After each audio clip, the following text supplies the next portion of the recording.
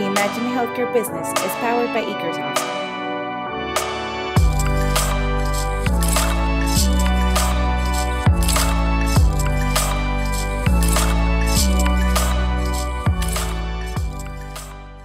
Bienvenidos a este podcast impulsado por Ekersoft para hablar de salud y tecnología con personas interesantes dentro de esta rama.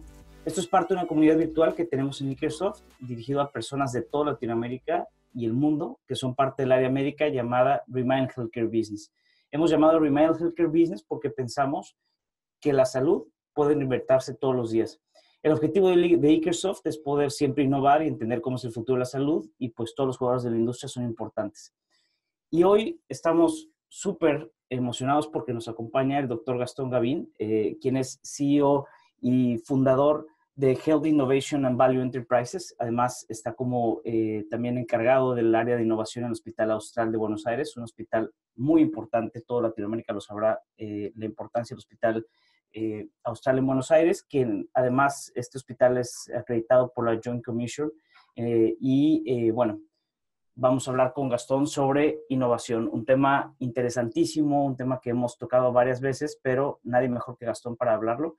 Yo soy José Miguel Sáenz, soy director de Mercadotecnia y director de Revenue para Latinoamérica de Ekersoft. Hoy seré su host junto con Jorge Camargo, quien es co-CEO y co-founder también de Ekersoft. Y nada, bienvenido primero, doctor Gastón, y también bienvenido Jorge. ¿Cómo están? Bueno, muchas gracias, José, por la introducción, y muchas gracias también, Jorge, a ambos por invitarme a participar de esta iniciativa.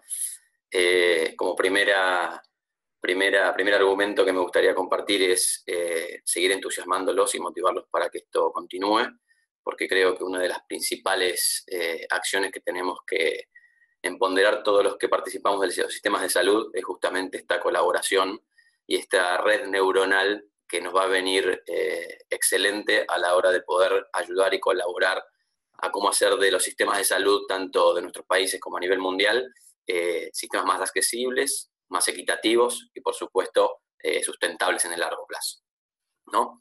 Bueno, como recién decía José, mi área de expertise es la innovación en salud.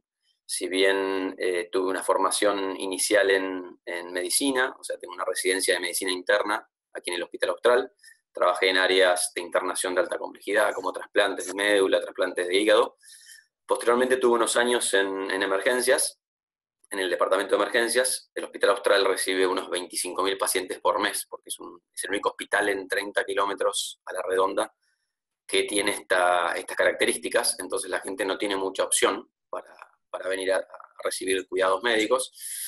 Y ahí es donde pude visualizar, ¿no? En una unidad hospitalaria en donde no tenés manera de contener la demanda de pacientes, ni tampoco de cómo ir dimensionando la oferta médica, pude visualizar de una forma más gráfica y más impactante la necesidad en redefinir el modelo de prestación de servicios, ¿no? Miraba a mis pares, miraba a quienes estábamos liderando el área, y siempre los esfuerzos para mejorar eran hacer un poquito más de lo mismo. ¿Tus padres también médicos? No, en mi caso, mi padre era bioquímico, mi madre trabajaba en un puesto administrativo, y sí, mi hermana es oftalmóloga, mi mujer es neurointensivista y mi cuñado emergentólogo. Así no, que... bueno, esas navidades deben ser interesantes. Sí, monotemáticas, como siempre. Claro. Perdón, me decías, entonces, ahí viste la necesidad de ya un tema de cambios, ¿cierto? Exacto, ahí es donde yo, digamos, tuve que hacer el trade-off mental, que quizás es el primer paso a la hora de aconsejarle a alguien que quiera, digamos, adentrarse en el mundo de transformar el sistema de salud. El primer paso es el trade-off de dejar la medicina asistencial hacia ir hacia una medicina más de gestión o estratégica. Fue un paso, por supuesto, bastante importante en mi vida porque me gustaba la medicina asistencial, pero lo que más me movió a tomar la decisión fue el hecho de lo que yo le llamo el factor de impacto. Antes de tomar la decisión era un impacto 1 a 1, y a partir de ese momento, gracias a Dios, tuve la suerte de poder posicionarme en un lugar en donde las acciones que tratamos de implementar junto con mi equipo tiene un impacto mucho más a escala, ¿no? O sea, cambio de zona de poblaciones, cambio de áreas del hospital. Esa fue la primera gran decisión en lo que es la innovación. Bueno, como sigue la historia, terminé varios programas de gestión en salud y culminé con una maestría, un máster, un Executive MBA, acá en la Escuela de Negocios del hospital, de la universidad, perdón. Y ahí fue que empecé con una posición de gerencia de gestión médica que se enfocaba básicamente a mejorar procesos hospitalarios. Los médicos somos muy malos a los procesos. Sí. Gastón, una pregunta. Ese interés por hacer el MBA, o sea, veo que surge a partir de lo que nos platicabas ahorita, pero es poco común que un médico con especialidad de medicina interna y habiendo estado en esa parte trate de brincar al business. ¿Qué fue lo que, si es que hay algún, o hubo algún disparador para decir, necesito estudiar un MBA? ¿O era un poco curiosidad o sí veías la necesidad del MBA? Es una buena pregunta. En principio, yo creo que tengo un perfil emprendedor de base, que yo venía haciendo iniciativas y proyectos fuera de la medicina, algunos de ellos bien, algunos de ellos mal, como cualquier emprendedor, y en un momento dije, estudié 15 años medicina y estoy haciendo proyectos de otras áreas, ¿por qué no hago una conjunción y empiezo a hacer proyectos en medicina? Eso fue lo que me decidió a mí a tratar de decir, ok, ¿cómo puedo profesionalizar o adquirir un marco de trabajo, herramientas de trabajo de algo que nace de mí, ¿no? Que era el hecho de emprender, de transformar o de hacer algo superior al estándar vigente. Por otro lado, como clínico, no sé qué pasará en otros países, pero aquí en Argentina la proyección económica siendo médico clínico no es tan buena. Así que otra de las cosas que me he decidido sinceramente a complementarme y a posicionarme como alguien quizás diferente o como una especialidad escasa, es el hecho de poder tener las dos caras de la moneda, ¿no? La cara de habiendo estado en la medicina practicándola y también la cara de entender la gestión. Y eso me llevaba a la última motivación por la cual decidí hacer esto, que es, yo pensé que hacía falta un rol de interpretador entre lo que es el hospital de bata blanca y bata gris. ¿Qué quiere decir esto? Entre el médico y el que administra la salud, que no es médico. Muchas veces los idiomas son parecidos, ese es uno de los principales problemas, porque se cree que se entienden entre ambas partes, pero no son iguales. Entonces yo creía que al posicionarme en esta especialidad y con esta capacitación, podía lograr ser el traductor y facilitar un poco esa comunicación y llegar a mejor puerto.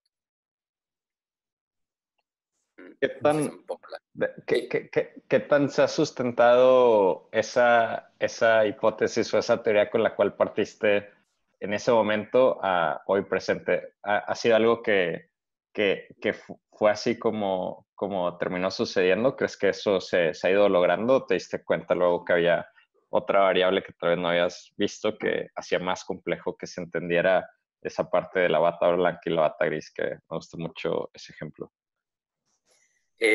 Sinceramente, yo estoy orgulloso obviamente de lo que ha ocurrido posterior a eso y puedo decir que ha sido un caso de éxito. Por eso es que yo siempre, la segunda cosa que recomiendo por lo menos a quienes estemos hoy en la salud, sea médico o no médico, es intentar complementar la formación con una maestría como la que he hecho yo, porque yo siempre hago el mismo chiste. Cuando volví de terminar el MBA, me sentía Matrix, mirando el hospital, veía todos números que llovían. Es como que empezaba a entender situaciones que antes no las comprendía por completo, ¿no?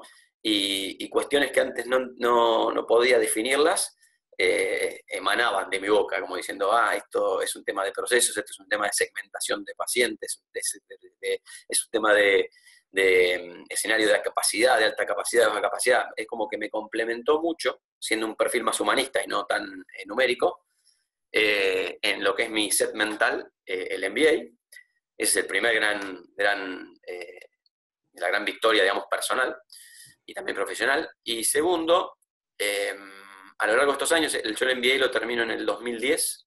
En el 2012 tomo la posición de gerencia de gestión médica, en donde la guardia era vista como la oveja negra del hospital. Era un área muy difícil de manejar, con muy mala publicidad porque los pacientes tenían que esperar, y que no era sustentable. Pasó a ser una de las áreas de mayor relevancia en el hospital en tan solo 2 años. En el 2014 me dan la dirección de innovación y gestión del cambio. Fue un año difícil para el hospital el 2013, en donde los resultados económicos no fueron buenos. En promedio, el hospital, para que se haga una idea de la magnitud del cambio, obviamente esto yo no lo hice solo, ¿no? Tuve que tener un empoderamiento de la alta dirección del hospital y una colaboración de toda la estructura, pero pasamos de tener un histórico de EBITDA, o sea, de ganancias antes de intereses, depreciaciones y amortizaciones, que estaba entre 0 y 2%, a tener un resultado de casi 8%. Eso fue una vez que se implementó un área con la dirección de innovación, en donde trabajamos en todo lo que es carteras de proyecto, tanto en eficiencia como mejora de mix de servicios, como desarrollo y expansión estratégica con objetivos claros y medidos. Así que claramente fue un tema que hoy puedo decir que fue una implementación exitosa, y es por eso yo cada vez que viene algún médico o alguien de la salud que tiene ganas de sumarse a esta travesía, trato de por lo menos contar mi historia y decir, anímense porque te cambia la vida tanto en lo profesional como en lo personal. Sí. Oye, Gastón, y pensando en esa área de innovación y la transformación que logró en el hospital, ¿cuál es el proceso de decisión para escoger qué proyectos hacer o en qué proyectos enfocarse, tal vez en el periodo de 1 año o no sé en qué periodo manejan? Pensando que siempre en una organización hay este tema del constraint, ¿no? De siempre hay recursos limitados, tiempo limitado, entonces por más que siempre hay más ideas de lo que uno puede ejecutar, ¿no? Entonces, ¿cómo es ese proceso de decisión? Decir, estos son los proyectos a los cuales le vamos a apostar, que creemos que son los que mayor impacto van a tener en transformar eso, de llevar un hospital que está entre alrededor del 2% de EBITDA y transformarlo y que tenga estos resultados de 8% de EBITDA. Bien, obviamente como toda institución, primero el Hospital Austral es un hospital joven, si se puede decir. Inició sus actividades el 2 de mayo del año 2000, o sea, imagínense, es un hospital que todavía no tiene 19 años, y eso, por supuesto que como toda estructura, es un hospital que es una asociación sin fines de lucro, se comporta básicamente como una empresa familiar. Eso también le pone cierta dificultad a la hora de tratar de gestionar e implementar herramientas más de corporaciones, ¿no? Pero la decisión que hemos tomado nosotros hace ya varios años es de ir haciendo planes estratégicos quinquenales, o sea, que abarcan 5 años desde hoy para adelante. Y ese plan estratégico, que embebe un poco la visión y la misión institucional, junto con la táctica de implementación, nos sirve como principal guía a la hora de definir qué vamos a hacer cada inicio de año, ¿no? ¿Qué es lo que aporta eso? A mi criterio, nos ahorra horas de discusiones, de diferencias de criterios a la hora de elegir qué vamos a hacer, porque ya lo hemos hecho en la elaboración de ese plan quinquenal. Y lo que nos deja es simplemente la discusión fina de decir, ok, en base a la coyuntura actual del país, en base a la coyuntura actual de la institución, estos proyectos que habíamos dicho que eran los prioritarios, ¿cómo los reordenamos para ya plantear más una táctica de implementación, ¿no? Entonces, como ustedes bien saben, Argentina es un país divino, muy lindo, pero también bastante inestable desde el punto de vista de la coyuntura. Entonces, hacer un plan a 5 años en Argentina en estos últimos años, no solamente de este gobierno, pero también del gobierno anterior, es bastante complejo. Entonces nosotros estamos acostumbrados a tener esa idea directriz, pero tener siempre un relevamiento al principio de año para poder decir, ok, de esto que dijimos que íbamos a hacer, ¿qué podemos hacer y qué no podemos hacer? Así que ese sería un poco el sistema que hoy estamos utilizando en la institución para poder definir la cartera en la cual se va a ocupar, te diría, el 70-80% de la agenda de mi área. Listo, sí. Solo iba a agregar un pequeño comentario que hace poco estaba leyendo sobre un comentario de Peter Drucker que hablaba sobre cómo tomaban mejores decisiones, o sea, cómo los mejores directivos tomaban mejores decisiones, y lo que él argumentaba es que no es que tomaran muchas mejores decisiones, sino el buen directivo lo que sabía hacer era tomar menos cantidad de decisiones pero decisiones que decidirían por otras decisiones, si me explico, que es un poco lo que están haciendo. En lugar de todos los días estar teniendo que combatir el qué vas a hacer, decides una vez una decisión de más alto impacto que te traza la ruta para 5 años, ¿no? Exacto. Oye, Gastón, sobre innovar, que evidentemente es de lo que estamos platicando, pero últimamente, no sé si estás de acuerdo conmigo, o si no sé si están de acuerdo conmigo, pero últimamente es como la palabra en todo el tema empresarial. No importa la industria, es como lo que toda empresa busca hoy en día, ¿no? Si no estás en este tema de innovación, o si no utilizas la palabra innovar en el día a día en la empresa, pues digamos, estás como fuera de onda, fuera del tren. Pero ahora, ¿cómo innovar en los hospitales? Porque es distinto el negocio. Hace ratito tú ponías dos cosas, por ejemplo, que no sé si son ingredientes, y ahí va mi pregunta. Por ejemplo, la juventud, que el hospital sea joven, y también ponías de ejemplo que no lo pudiste hacer solo, sino tuviste que haber tenido de cierta manera el patrocinio o el sponsorship de la alta dirección. No sé si estos dos son ingredientes necesarios o si fueron nada más para tu caso, o crees que son para cualquier otro caso, y qué otros ingredientes, o sea, ¿cómo innovar? Pues, o sea, esa es mi pregunta, y cuáles serían los ingredientes que se tienen que meter en una licuadora para que surja la innovación. Bien, si me permites, me gustaría hacer una especie de marco conceptual sobre qué interpreto yo por innovación, para después ir por lo menos, me quedaría demasiado grande yo definir cuáles son los ingredientes, pero sí como contar el caso nuestro y cómo lo estamos viendo. Como tú dices, innovar, innovation and value, hoy son las dos palabras de moda que están girando alrededor del mundo. Valor e innovación, que pueden ser dos palabras que tengan X cantidad de definiciones, como X cantidad de personas que las estén diciendo. Entonces eso también puede ser medio tramposo a la hora de, vuelta a lo mismo, ¿no? Entender cuando hablamos de innovación que los dos estemos en la misma página. O sea, acá es donde yo quiero plantear cuál es mi próximo gran paso en lo que es innovación. Hasta ahora, nosotros, y yo también, en el hospital nos veníamos enfocando a la innovación dentro del hospital, la innovación entendida como mejorar incrementalmente la forma de prestar servicios que sean de mejor calidad, que sean más seguros, que sean, obviamente, que alcancen a más personas. Pero yo ya hace un par de años vengo viendo, hice como una pausa, ¿no? Como que traté de ver al sistema desde un balcón y dije, ok, imaginemos el sistema como si fuese un gran esquema y veamos cuáles son las tendencias de este sistema para ver si lo que estamos haciendo está bien o si somos la próxima Kodak, que estamos eficientizando el rollo de fotos y se viene la cámara digital, ¿no?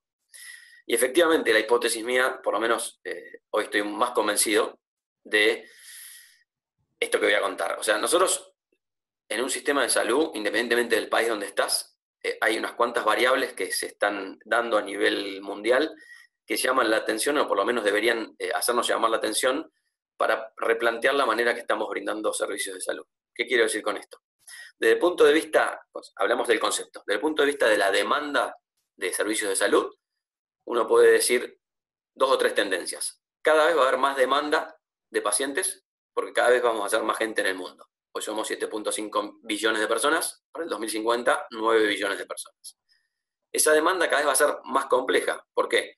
Porque la población está envejeciendo. Hoy hay un 11% de pacientes en el mundo con más de 60 años, de 7.5 billones, y para el 2050 va a haber un 22% arriba de 60 años, de 9 billones, o sea que vamos a ser más y más viejos. Y el último ingrediente dentro de lo que es la demanda es que cada vez estamos más enfermos con enfermedades más complejas. Entendiendo enfermedad compleja, aquella enfermedad que tiene un alto costo en su cuidado, pero no el alto costo en una sola intervención médica, sino por el tiempo de enfermedad. Y ahí me enfoco principalmente en las enfermedades crónicas, diabetes, enfermedad pulmonar obstructiva crónica, enfermedad cardiovascular en sí.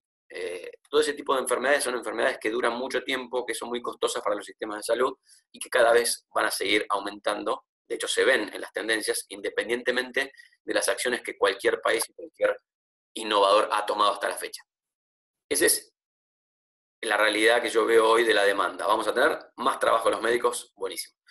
Ahora, si de repente yo veo la oferta, que es cómo yo voy a ofrecer a esa población más enferma, más vieja y en aumento mis servicios de salud, tengo dos grandes problemas. El problema de edilicio estructural, en donde uno ve que la oferta de camas versus la demanda de servicios de salud va por detrás de esa curva, es decir, cada vez van a haber menos camas, por así decirlo, por paciente enfermo. Eso va a complejizar por lo pronto la atención médica.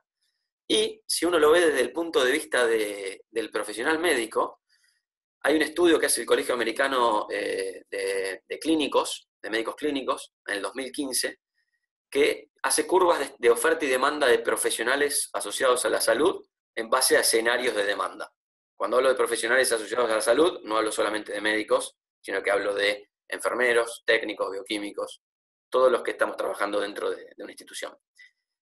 Y lo llamativo era que la curva más optimista de oferta médica o de profesionales asociados a la salud que proyectaba el Colegio Americano de Clínicos no llegaba a satisfacer la curva más también optimista de demanda de salud, ¿no? O sea, el escenario de menos demanda de salud no llegaba a ser abastecido por el escenario de mayor oferta profesional médica. Cuando eso lo traducían en número, a Estados Unidos le falta para el 2025 entre 45.000 y 90.000 profesionales asociados a la salud, ¿no? O sea, más enfermedad con menos gente que la atienda. Cuando uno dice, ok, acelero la producción de médicos desde el punto de vista fabril, y hoy para salir a la calle a un médico para empezar a trabajar, tenés que estar hablando de unos 5 a 6 años de carrera, más unos 3, 4 años de residencia para recién empezar a tener tus primeras armas en la salud.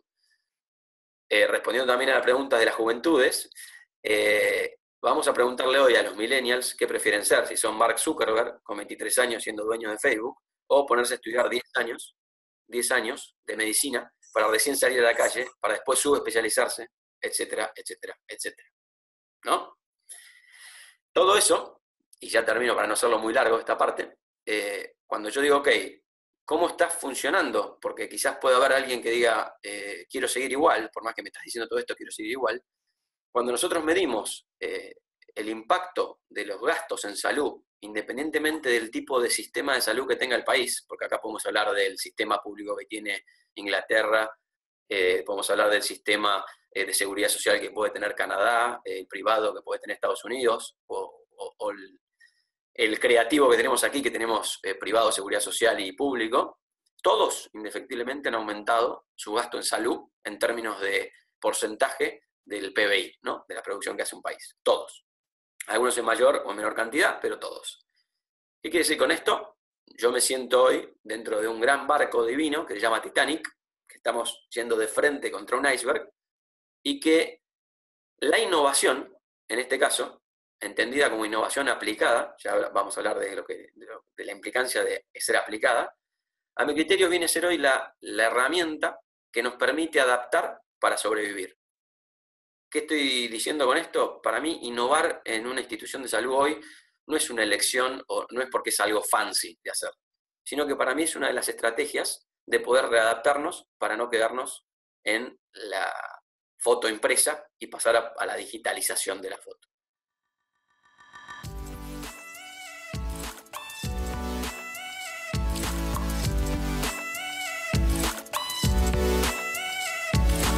Este podcast es un esfuerzo de Eagersoft en colaboración con Healthnology, el evento más importante de líderes de la industria hospitalaria en Latinoamérica. Para conocer más sobre Healthnology y sus próximos eventos, ingresa a www.healthnology.es.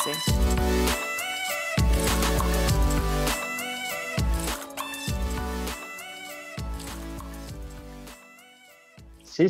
Hace mucho sentido. Creo que es el tipo de mentalidad que, de la misma manera que tal vez hubo la industria de ferrocarriles, que el ferrocarril que pensaba que su negocio eran los ferrocarriles, en lugar de verse como una empresa de transporte es la que muere, pero los que se lograron ver como una empresa de transporte, pues tal vez lograron diversificar y darse cuenta que lo que venían eran los aviones o lo que sea, ¿no? Pero creo que ese mindset es súper poderoso en este tema de salud, donde me gusta mucho el ejercicio que haces como de systems thinking, ¿no? Que dices, estas son las variables del ecosistema, hay unas variables que están fuera de mi control, no hay nada que hacer ahí, pero dentro de lo que está en mi control, ¿qué podríamos hacer para adaptarnos a este cambio, ¿no?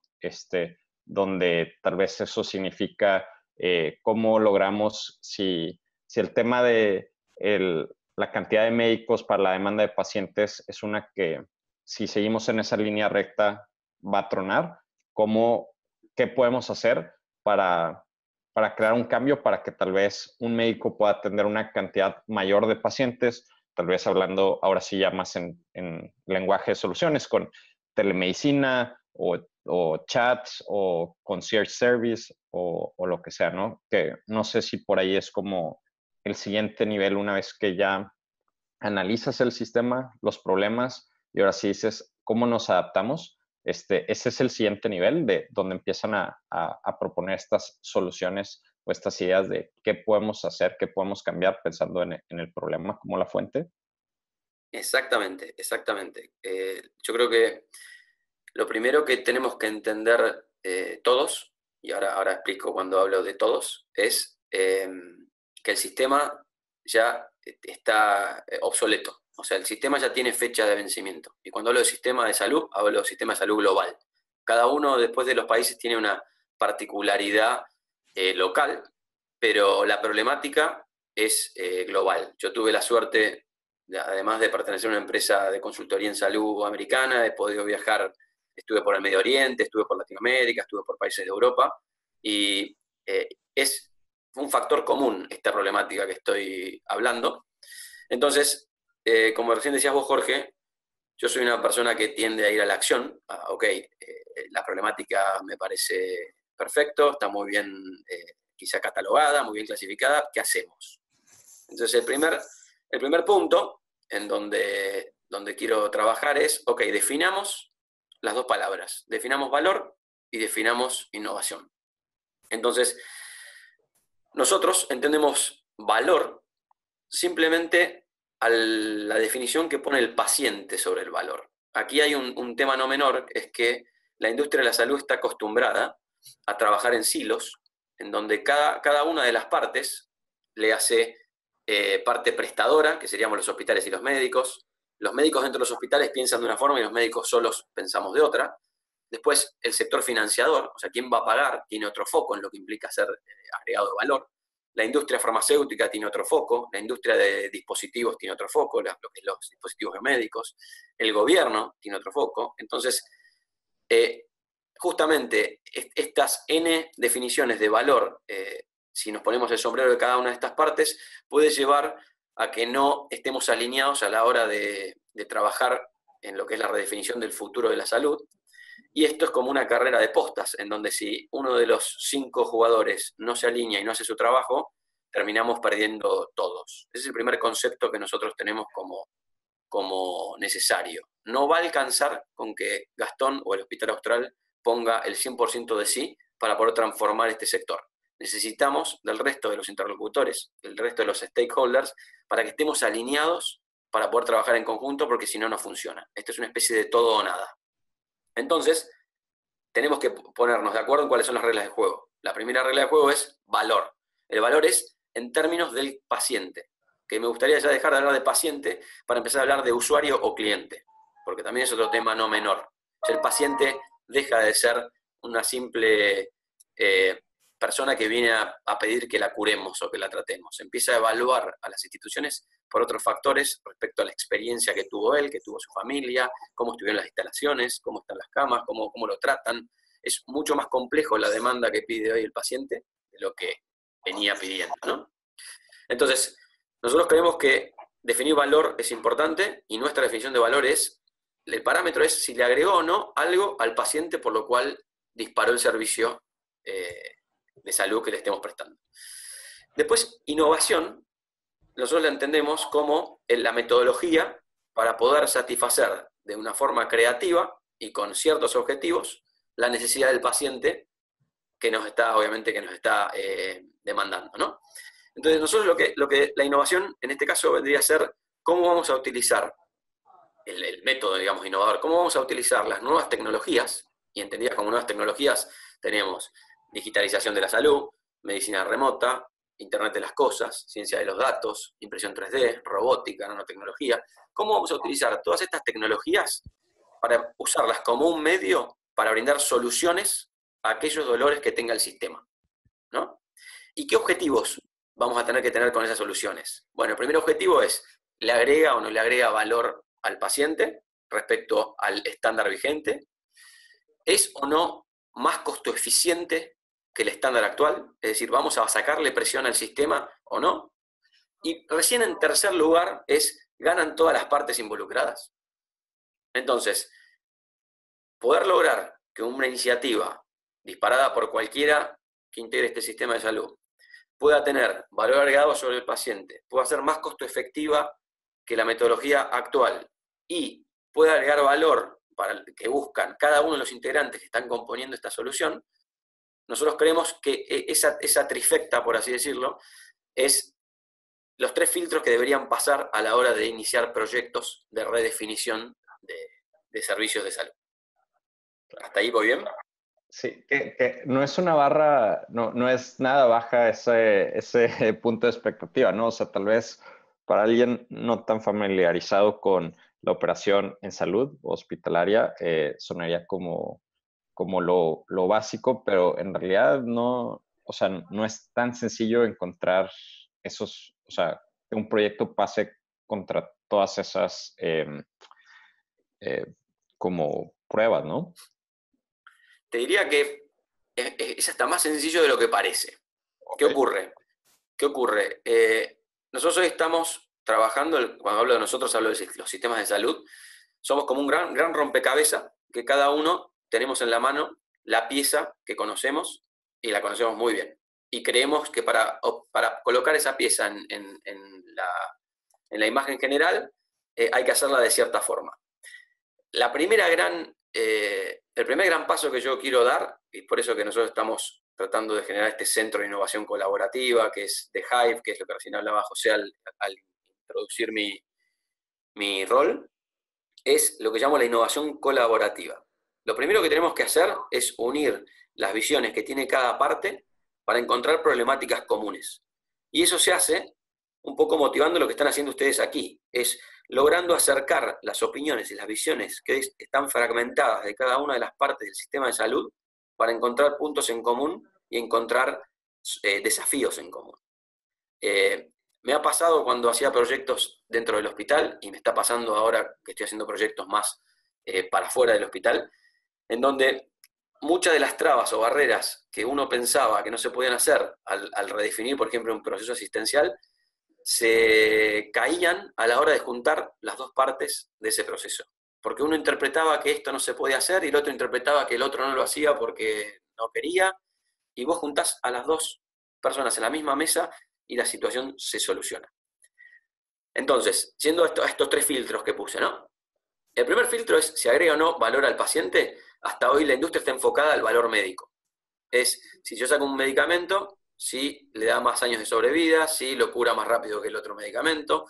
En general, hoy la industria, o si el dispositivo médico, o si el medicamento agrega valor, se enfoca en eso. Y lo trata de vender o de meter en el mercado a través de los que usan ese medicamento, los que usan esa tecnología, ¿no? Que puede ser el especialista, puede ser el médico que prescribe ese medicamento. ¿Qué ocurre? Este sistema, que es un sistema muy tradicional, en donde se descubre una nueva droga, esa droga entra al mercado, el médico dice, ok, le agrega valor al paciente en términos de su enfermedad, la prescribo, nunca se ha tenido en cuenta, por lo menos de una forma tan contundente, cuál es el impacto en el ecosistema económico. ¿El sistema puede soportar esta nueva droga? ¿Puede soportar esta nueva tecnología? Entonces, el segundo filtro, que sería ser costo efectivo, es cómo vamos a poder implementar esta nueva droga para evitar gastos que hoy se están incurriendo con la tecnología vigente.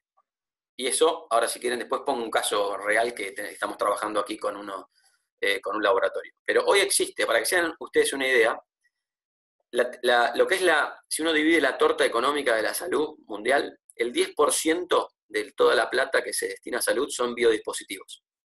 Ahí están empresas importantes de biodispositivos, ¿no? Como por ejemplo Medtronic, no sé, Boston Scientific, Johnson & Johnson, empresas muy grandes. Si uno analiza cuánta plata está destinada a la ineficiencia y a la pérdida de valor que todos los médicos le ponemos al sistema, es el 30%. O sea, 30 centavos de cada dólar que destinamos a la salud son gastos evitables, ¿no? El mercado es 3 veces más grande, el de la ineficiencia médica, que el de biodispositivos. Entonces, ¿qué quiero decir con esto? Hoy existe una oportunidad de que a través de la nueva tecnología, ya sea que la aporte una empresa, que lo aporte el gobierno, lo que sea, de poder generar el valor al paciente, de poder generar un proceso de asistencia más eficiente y ganar dinero, que es el tercer filtro. O sea, podemos hacer dinero de la eficiencia, porque el mercado es más grande, o sea, el mercado de la ineficiencia es 3 veces más grande que el mercado de biodispositivos. No sé si me siguieron.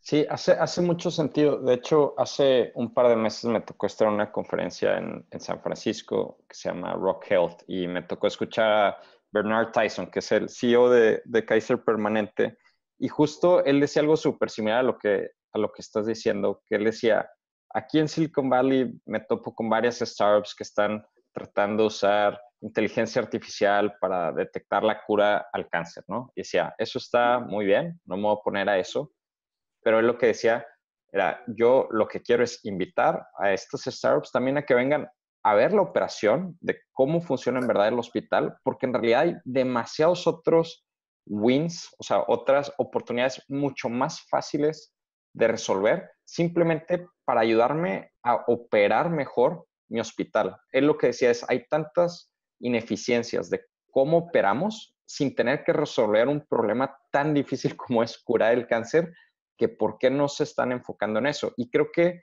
tiene que ver precisamente con lo que mencionas, que es esta falta de comunicación, ¿no? Entre tal vez en este caso es el tecnólogo, ¿no? El startup entrepreneur, que lo que ve es el problema del cáncer, pero él no alcanza a percibir ese problema tal vez más trivial de cómo crear soluciones para agendar mejor a los pacientes, que lleguen a tiempo, que no se desperdicie tiempo en espera o en que haya sobredemanda, etcétera, ¿no? Pero creo que va mucho por esta dirección que mencionas, que es esta comunicación interdisciplinaria, es lo que puede llevar a percibir mejor estas oportunidades de estos problemas que te den, que cumplan con la trifecta que mencionas.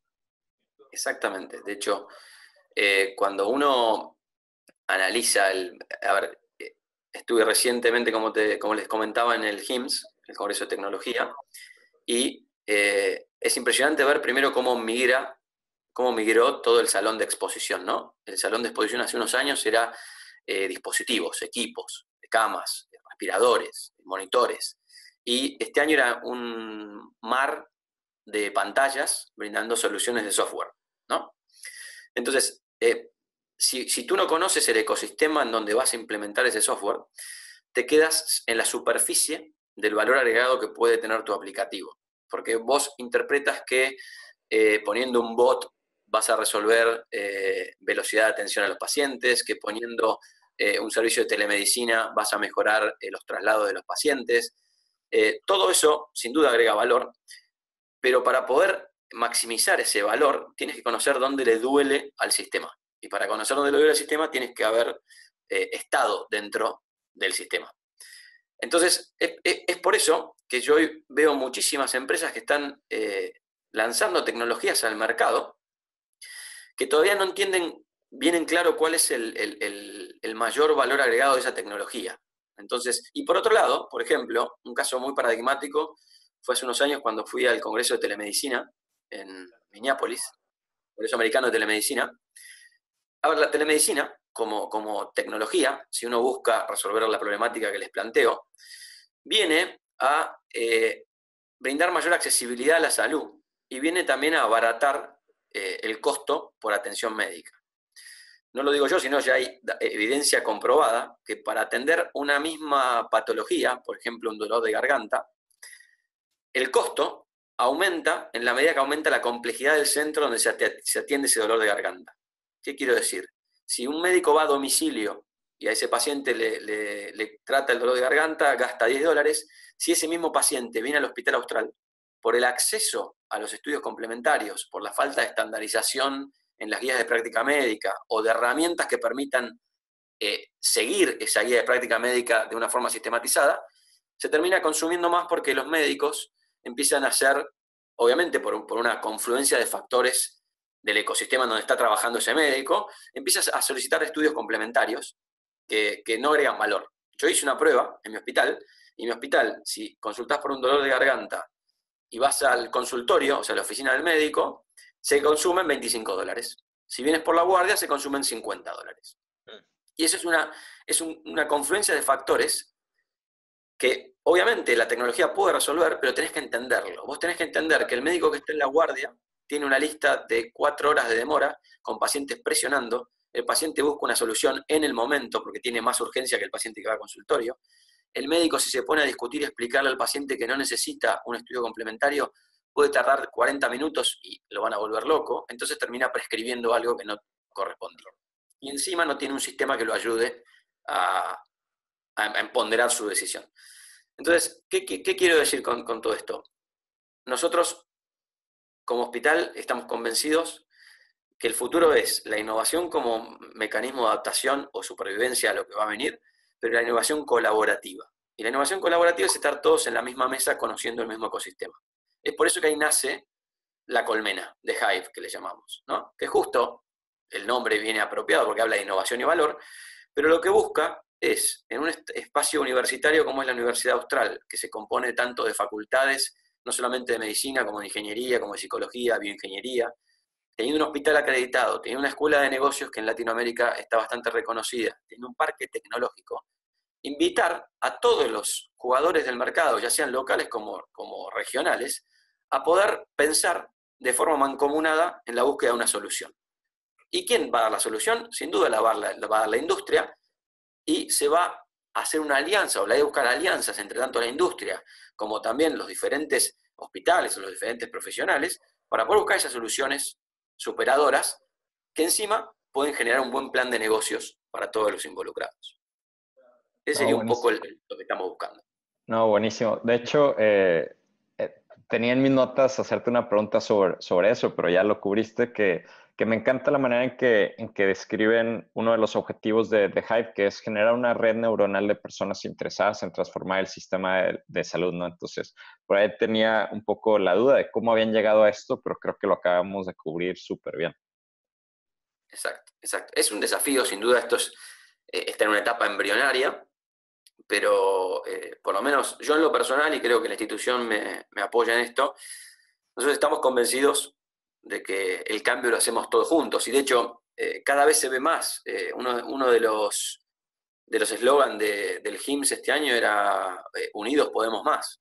Entonces, sin duda, el change management, la gestión del cambio, es enorme lo que hay que hacer, porque involucra cambiar mindsets de varias áreas a la vez. Yo esto le estoy llamando una revolución de revoluciones.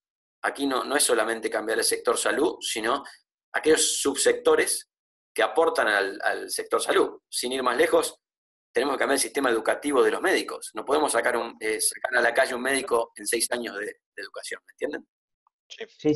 Sobre eso último hemos tenido otros invitados como tú, Gastón, y hemos platicado sobre eso, sobre la educación de los médicos en realidad, y por eso también un poco mi pregunta al principio la envié, porque a los médicos este tema de negocios y de que cómo tratar, cómo mejorar el tema del negocio en temas de eficientarlo, optimizarlo y la comunicación interna y demás, ahí hemos tenido sobre eso. Adelante, Jorge, ibas a contar. Sí, No, creo que lo único que iba a comentar es que al final lo que leo un poco, lo que alcanzo a percibir un poco de The Hive es, por sí misma es una innovación el crear ese centro, ¿no? Entonces es como una buena manera de poner tu dinero donde están tus palabras, ¿no? Decir, queremos crear un centro que innova, pero el mismo centro por sí solo es una apuesta de innovación para crear valor, ¿no? Entonces eso se me hace súper increíble. No sé si ustedes lo vean de esa manera, pero mínimo desde mi óptica es súper bueno que estén haciendo esta apuesta, se necesita muchísimo. Y sí, espero ver qué proyectos van saliendo de ahí, qué soluciones van saliendo. Totalmente, totalmente. De hecho, parte o sea, lo primero que uno tiene, o por lo menos cuando yo empecé a elucubrar la idea de modificar la forma en la que tenemos que innovar, por casualidad, lo primero que se me ocurrió fue empezar a buscar justamente cómo se trabaja en una red de cerebros, digamos, ¿no? ¿Cómo podemos aunar los cerebros de quienes queramos cambiar el mundo y ponerlos todos en sintonía, en serie, para potenciar eso, ¿no?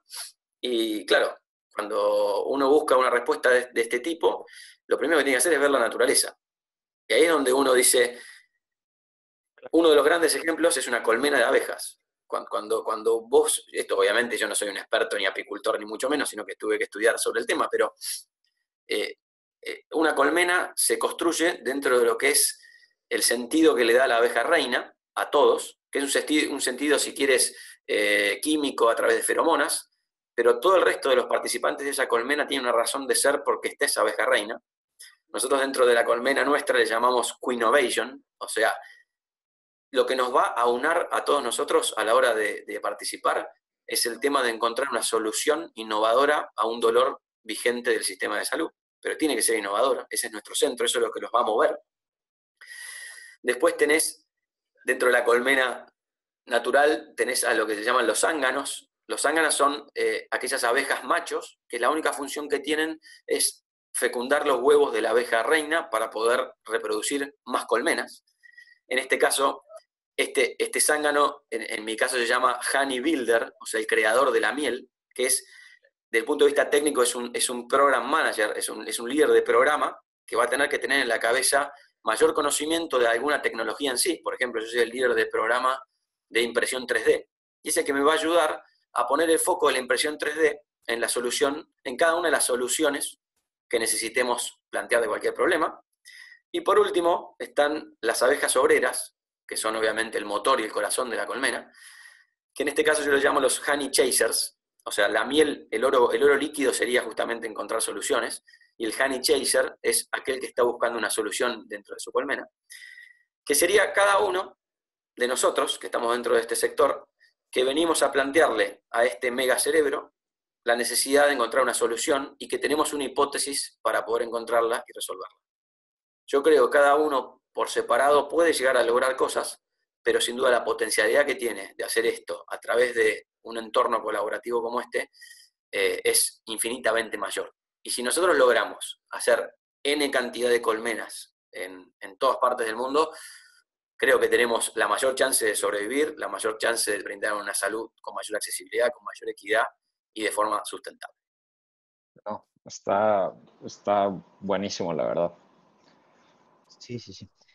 Oye, Gastón, pues la verdad es que ya fueron, ahora sí, 45 minutos y creo que podemos seguir mucho más platicando sobre el tema porque también a nosotros dentro de Microsoft lo tratamos de hacer y estamos en este tema de pensar diferente sobre todo y tenemos también mucho de lo que tocaste, mucho de lo que hablaste es parte de la filosofía también de la empresa como tal y parte de la cultura y demás.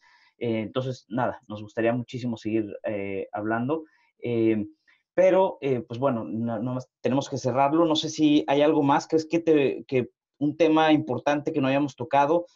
Posiblemente me quedé yo con una última cosa. Nos ibas a contar algo de un laboratorio. Tal vez con eso, que es como pienso un caso interesante para cerrar. O algo más, no sé. Voy a tratar de simplificarlo, pero en Argentina la causa de muerte por cáncer de cuello uterino es la tercera causa de muerte en las mujeres. Y hoy existe un estándar que es el test de Papa Nicolau, que básicamente es un test de prevención secundaria, si le puedo llamar, porque cuando tú tienes un test anormal de Papa Nicolau, ya tienes la lesión del virus dentro del cuello del útero, ¿no? Obviamente esa lesión no es una lesión maligna, sino que tienes que cuidar que esa lesión posterior no se malignice.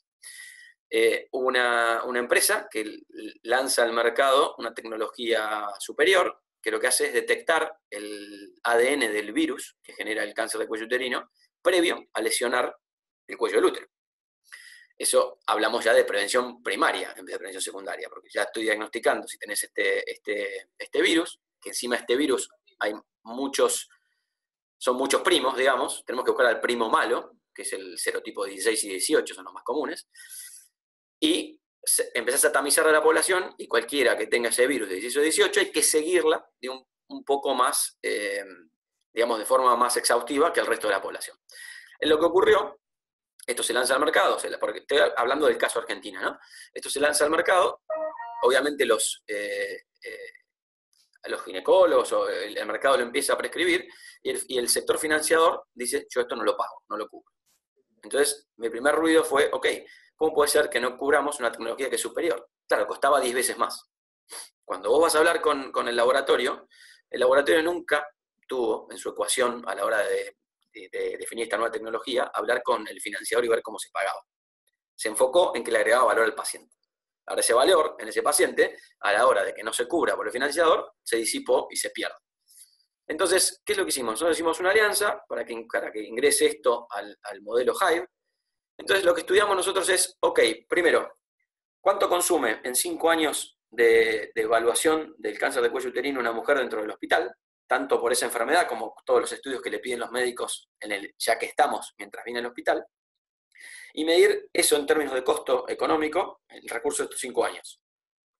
Compararlo con el uso correcto de esta nueva tecnología y cuánto consumiría. Lo bueno que tiene esta tecnología es que si tú tienes negativo el hallazgo del virus en el cuello uterino, no tienes que venir al hospital por 5 años. Entonces, evitar venir por 5 años al hospital es evitar que esta persona consuma de forma innecesaria recursos económicos durante esos 5 años. Cuando tú comparas esos 5 años de usar bien la tecnología versus como se está usando hoy, es más costo efectivo usar la nueva tecnología. Entonces, automáticamente me fui a hablar con los financiadores y contarle esto. Y el financiador me dijo, tenés razón, me encanta, pero tampoco te lo apruebo. Y yo digo, ¿cómo puede ser esto? Claro, porque era yo solo como Hospital Austral el que iba a implementar bien. Y yo represento capaz que el 2% de su mercado.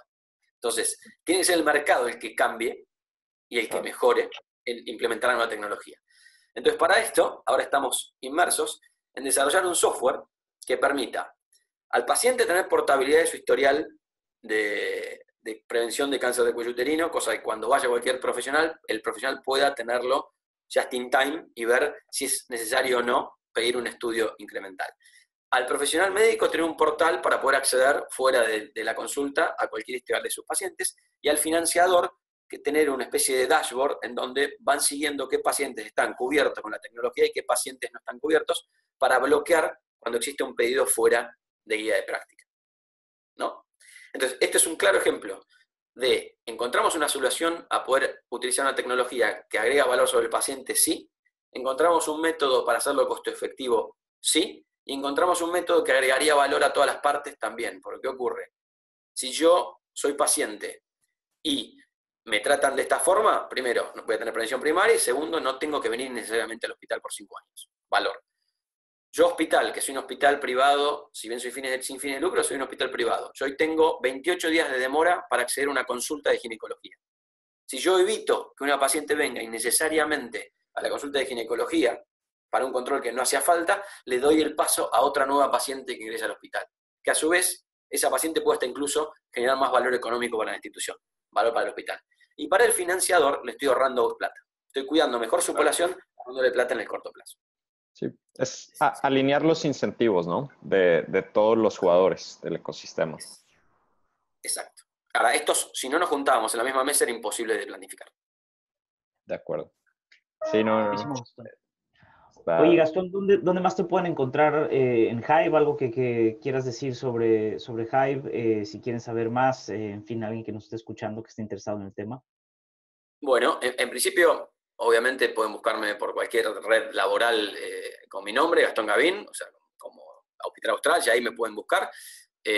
No sé si quieres que deje mi mail o algo por el estilo, o sea, habitualmente se deja. Lo vamos a dejar más en la descripción Bueno, de podcast.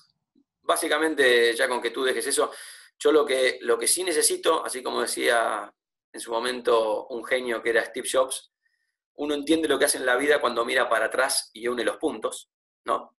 ¿Qué quiero decir con esto? Como todo espíritu emprendedor, uno va haciendo el camino al andar, y si bien hay un plan y una estrategia, necesita de la colaboración de terceros para llevar esta estrategia a la práctica. La colmena, como les explicaba, está en un momento obviamente muy oportuno, pero también embrionario, en donde cualquiera que escuche este podcast y esté interesado en querer participar, es un espacio abierto que lo tenemos que terminar de lograr implementar todos. Entonces, en ese sentido, les agradezco, obviamente, que me permitan difundir esta idea, y los invito a querer sumarse a colaborar desde la forma que sea, porque yo creo que esto lo vamos a terminar de lograr juntos, como ya les dije. Así que muchísimas gracias. Buenísimo, un placer tenerte en el podcast, Gastón, un placer platicar contigo. Seguro nos echaremos un episodio número 2 en unos meses y que nos cuentes más cómo va la operación de The Hive. Sí. Perfecto. Gracias también de mi parte, Gastón, gracias por estar aquí, gracias por compartir. Y bueno, a todos los que escucharon, por favor también compartan este podcast con personas que les parece interesante. De esto se trata, de que la industria de la salud, la industria hospitalaria, todos los que estamos, los jugadores de todo lo que hablamos aquí, se enteren de que hay alguien que está tratando de colaborar y compartir y tratar de que esta palabra vaya mucho más allá, ¿no? Entonces, pues bueno, muchísimas gracias a todos y nuevamente gracias, Gastón. Hasta luego.